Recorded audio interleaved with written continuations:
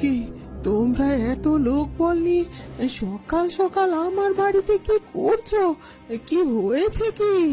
কি হয়নি তাই বলো। বাড়িতে জোয়ান ছেলে থাকতে একখানা শিয়ানা মেয়ে এনে রেখেছো। এই মেয়ের পরিচয় কি? কে হয় তোমাদের? এসব অনৈতিক কার্যকলাপ আমাদের গায়ে চলবে না গো। এসব কি বলছেন কি আপনারা? মেয়েটি আমাদের কেউ হয় না ঠিক, কিন্তু মেয়েটি বড্ড অসহায়। মেয়েটির থাকার কোনো জায়গা নেই বিধায় ওকে আমাদের বাড়িতে থাকতে দিয়েছি। মেয়েটি তো আপনাদের পাকা ধানে মই দিতেও যাচ্ছে না, তাহলে আপনাদের সমস্যা হচ্ছেটা কোথায়? সমস্যা কোথায় হচ্ছে বুঝতে পারছো না তাই না?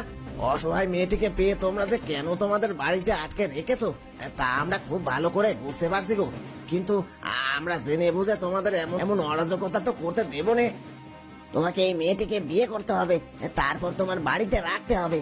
নয়তো এই মেয়েটিকে এক্ষুনি তোমাদের বাড়ি থেকে আর এই গ্রাম থেকে তাড়িয়ে দিতে বাধ্য হবো। কি বাবা সোম, তুই আর অমত করিস না বাবা। তুই পাখিমাকে বিয়ে করে নে। আর তাছাড়া পাখিমাকে না আমার বেশ পছন্দ, আর পাখিমাও তো আমাদের সাথে বেশ ভালোই আছে, তাই না? এরপর সবাই কাঠুরিয়ার সাথে পাখির বিয়ে দিয়ে দেয়।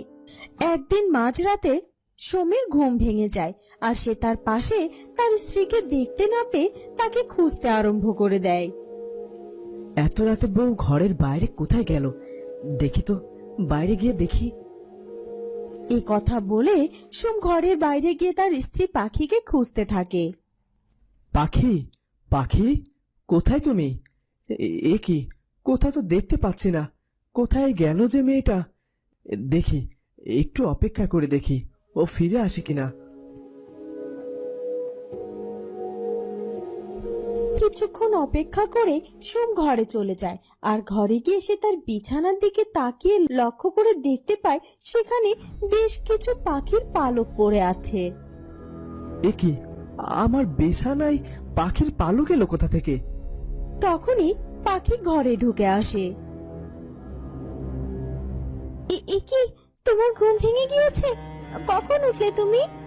সে পরে বলছি, আগে তুমি বলো কোথায় গিয়েছিলে? তেমন কোনো দরকারি কাজ থাকলে আমায় বলতে পারতে।